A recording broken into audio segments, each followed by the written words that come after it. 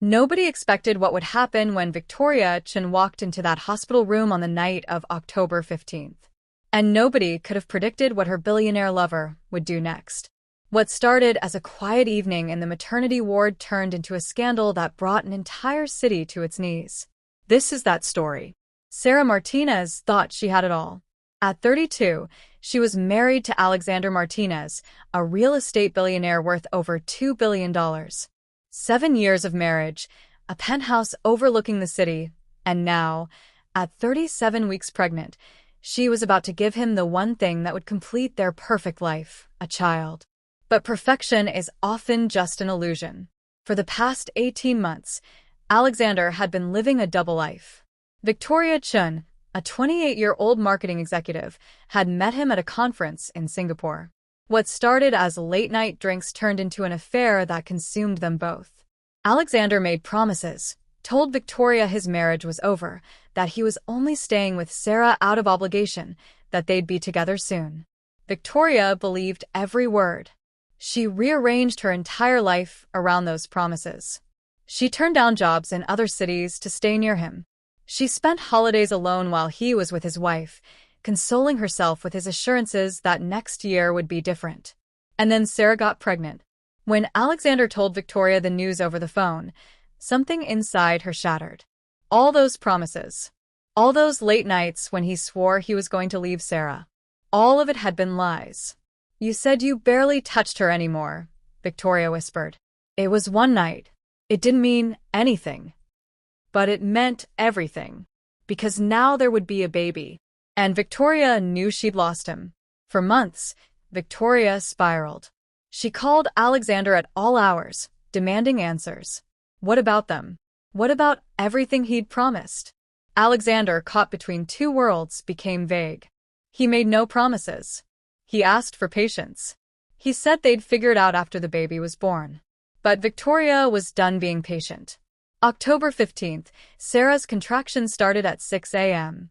By 10 a.m., she knew it was time. She called Alexander. No answer. She called again. Voicemail. Finally, she texted.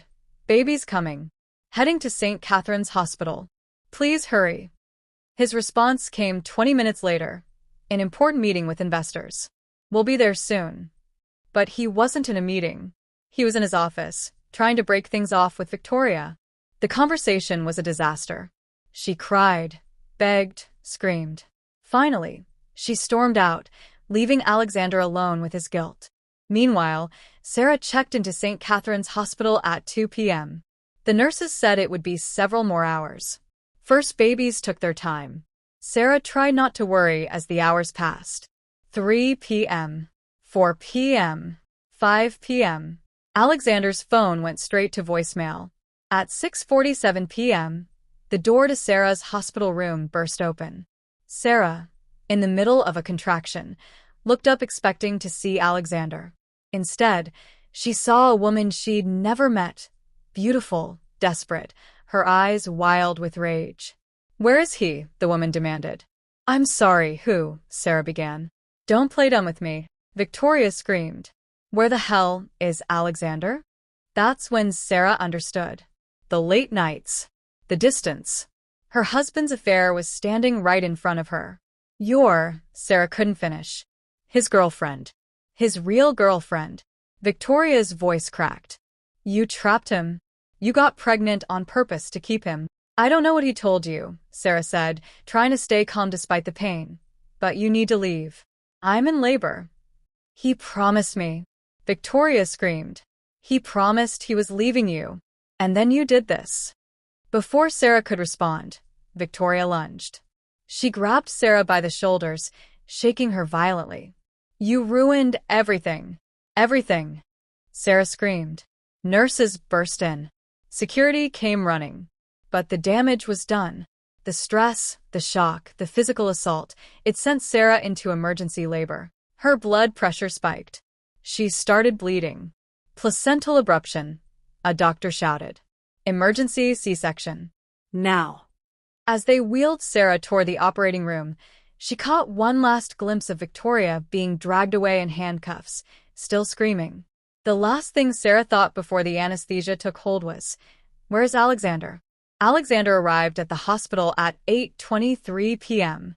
When he finally checked his phone and saw 47 missed calls, his blood ran cold.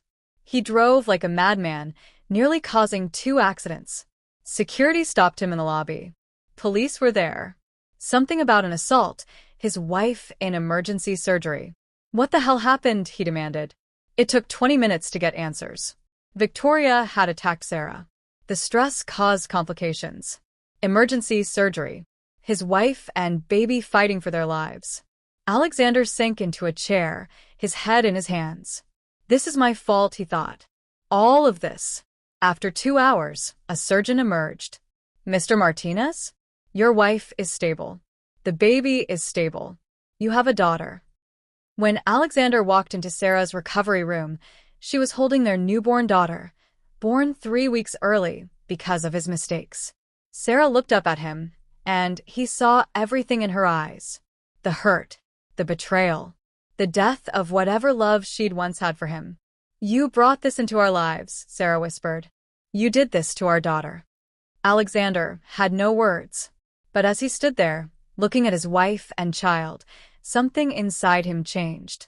The guilt transformed into something colder, sharper. Something that focused all his rage onto one target. Victoria Chen would pay. She would pay for everything. Alexander Martinez hadn't built a billion-dollar empire by being careless.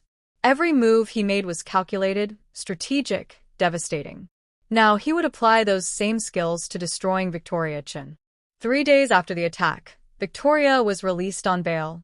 Assault charges. Maybe a year in jail, maybe less. She thought the worst was behind her.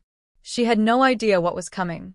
Within 48 hours, Victoria's marketing firm was acquired by one of Alexander's subsidiary companies.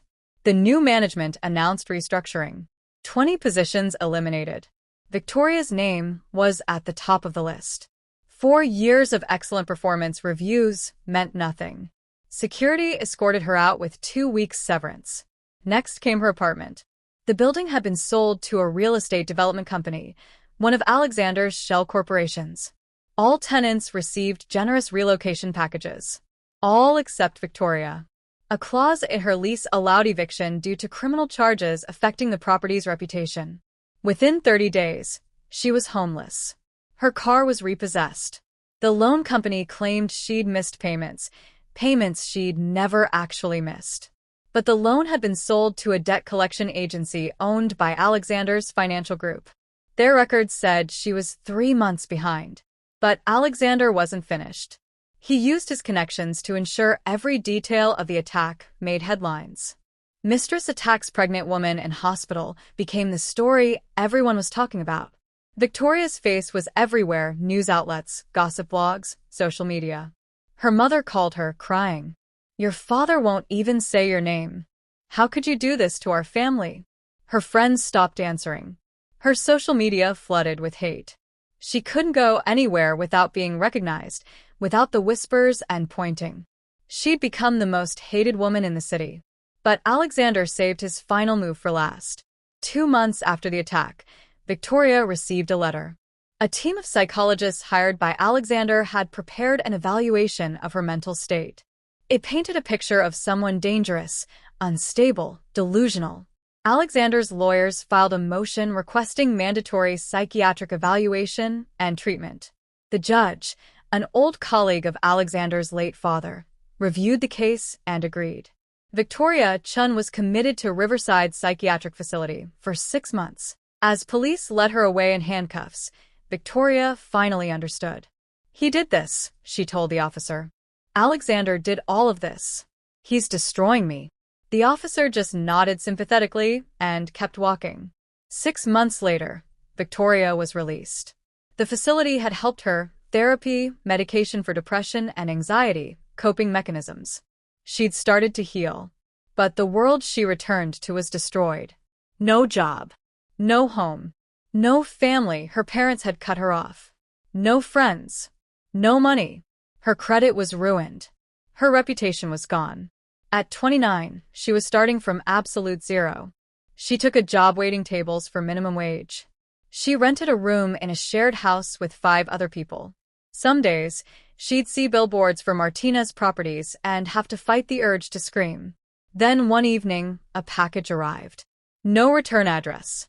Inside was a photograph of Alexander, Sarah, and their baby daughter on a beach somewhere tropical. They were smiling. They looked like the perfect family. On the back, in handwriting she didn't recognize, some mistakes cost everything. Victoria stared at that photo for a long time. Then she laughed. Because she finally understood something Alexander didn't know yet. He'd destroyed her. But he'd destroyed himself too. What that photograph didn't show was the truth. Sarah had never forgiven Alexander. How could she?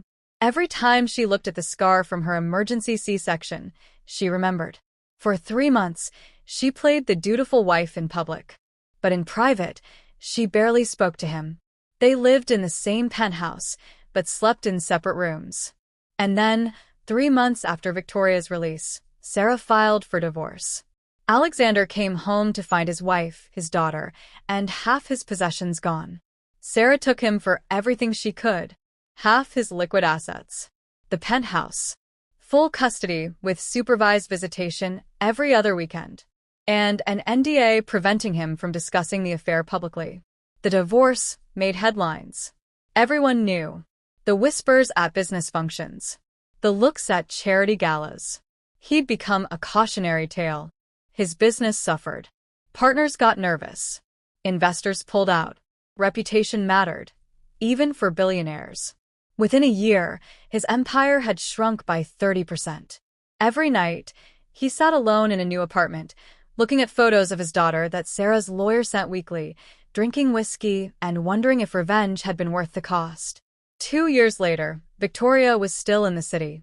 She'd worked her way from the diner to a small marketing position at a nonprofit. She'd made new friends. She'd continued therapy. She was rebuilding, slowly, but she was rebuilding. Sarah had remarried, a kind doctor she'd met at the hospital. He treated her daughter like his own. They lived quietly, happily, away from the spotlight. And Alexander? He still ran his business. Still made money. But every other weekend, a court-appointed supervisor watched him play with a little girl who barely knew him, who called Sarah's new husband Daddy. Some people said Alexander was justified in destroying Victoria. Others said he went too far. But the truth was simpler than either interpretation. 3 people made terrible choices that led to that hospital room. And all 3 paid the price.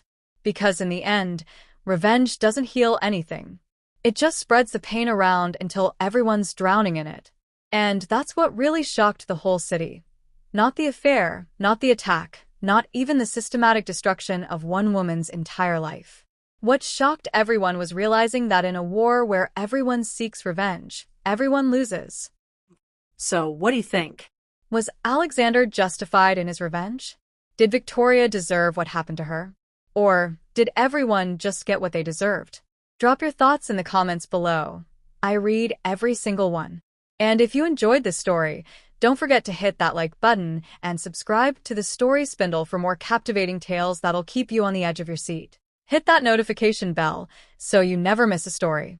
We post new content every week, and trust me, you won't want to miss what's coming next. Share this video with someone who loves a good story, and thanks for watching. I'll see you in the next one.